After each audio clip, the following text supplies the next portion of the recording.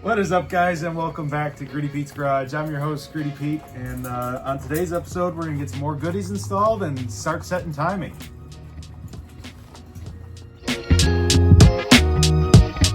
Alrighty, guys, so this is the Benz Force OM606 12AN water fitting. This is that other water fitting that I was talking about that comes out of the back of the cylinder head on the driver's side. This is a really nice piece.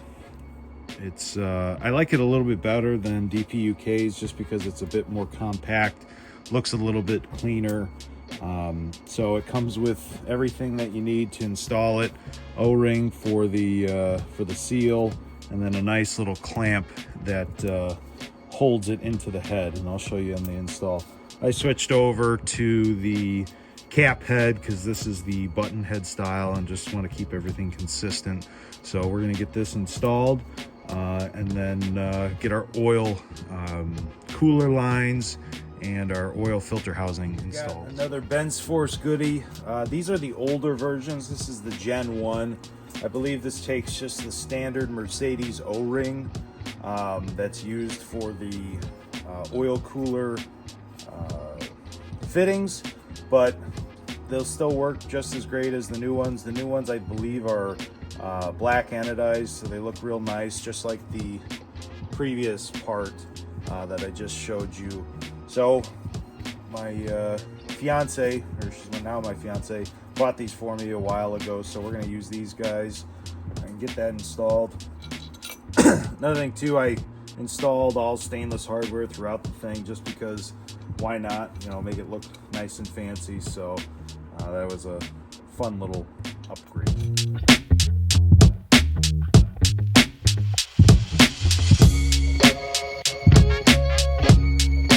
Before I forget, we're going to hit this engine with some AMSOIL engine fogging oil.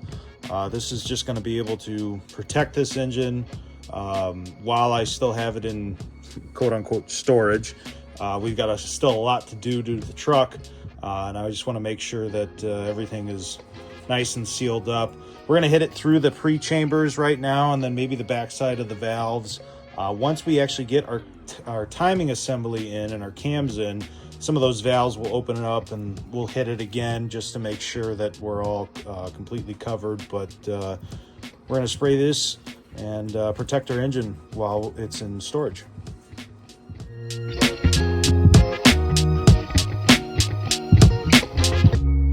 Alrighty, we're going to install our essentially our cam tray and lifter tray O-rings now, because on this tray here we've got a seat for O-rings. Make sure you put these guys in, otherwise the injector valleys are going to fill up with oil and it's not going to be fun to clean up and you're going to have to disassemble everything to install these O-rings. So here's the part number for this guy. It's like 4076022-10. You're going to need 6 of them. Again, they go on every single injector well. So we're going to get these oiled up and installed. Alrighty, we're going to get our tappet tray / cam tray installed. One thing to note, which is kind of nice, there's these 2 dowel pins located right here and here.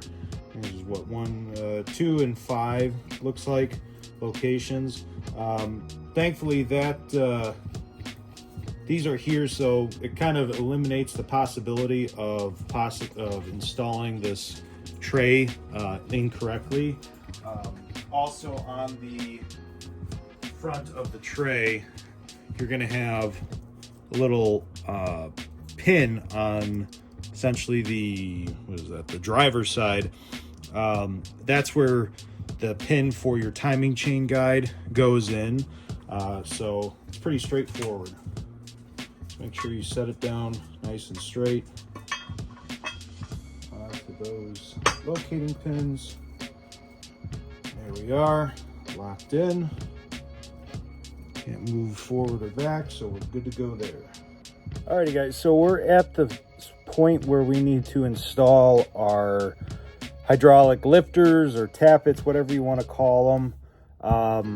This has kind of been one of those things where I haven't been totally sure on proper procedure or testing values or anything like that. It's kind of been just more so what I can find on the internet and what I get out of the Facebook groups that I'm in.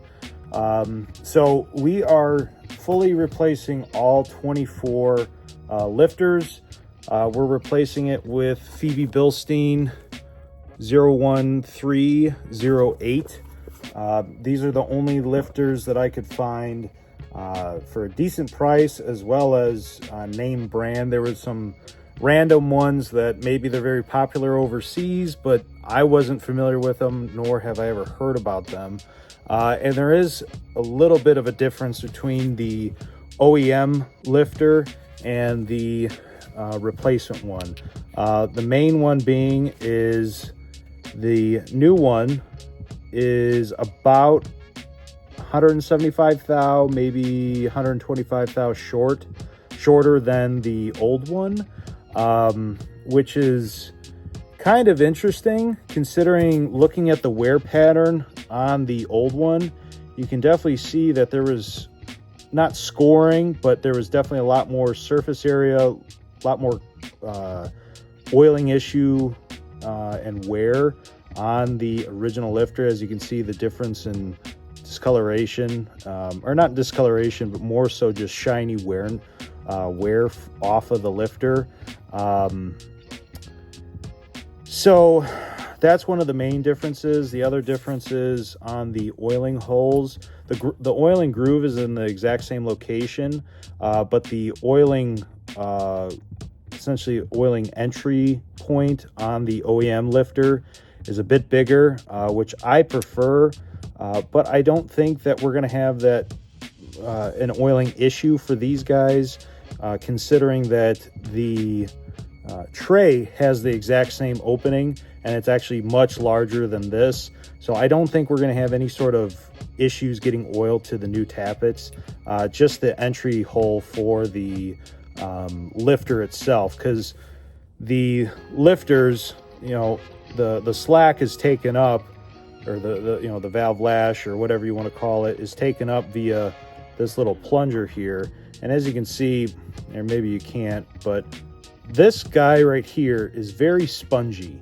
And that's been another one of those items that I couldn't find a great answer about, either online or the forums. Some guys say that they need to be extremely stiff. Some guys say that they need to be extremely soft.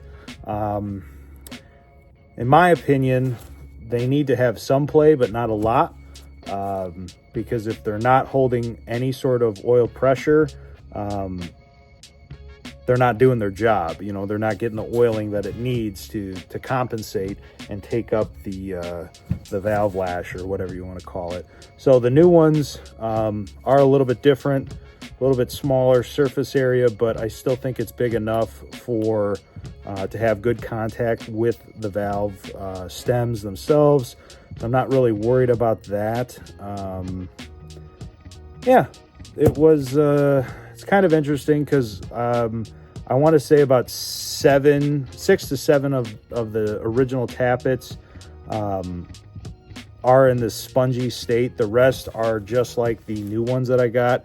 There's a very tiny bit amount of play that I can actually force with my finger, which is what I was looking for.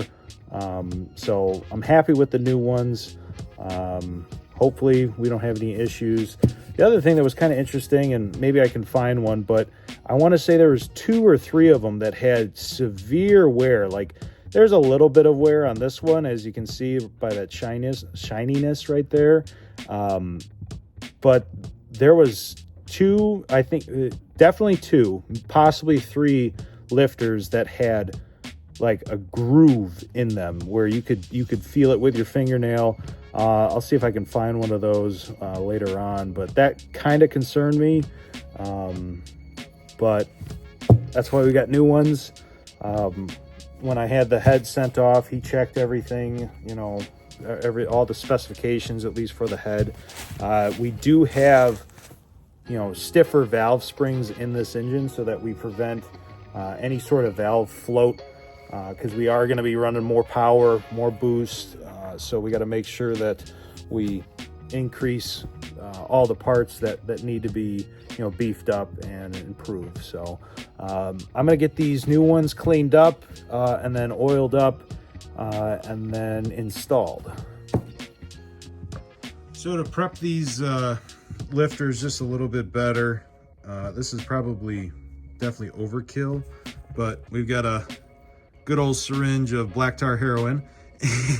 Just kidding, engine oil, and we're just going to inject the hole just a little bit with some oil just to kind of prime it a little bit more. Again, this is definitely overkill, but it makes me feel better. So we're going to do that for all 24 of our new lifters here, and then we're also going to take that OxyClean bucket there and fill that bad boy up in with motor oil and have these guys soak for a day, just to give these lifters just every chance to fill up with oil and have oil on startup. So alrighty, we're going to start installing our new hydraulic tappets, lifters, whatever you want to call them. Had these guys soaking in good clean engine oil for about 2 weeks now, just occasionally coming over and oscillating the bucket a little bit, try to work out any more air bubbles that may be in the lifters. We're just going to install all these guys. I'm not going to put assembly lube on these ones because they have a nice generous coating of oil on them already, but we will coat the camshaft when we install that guy.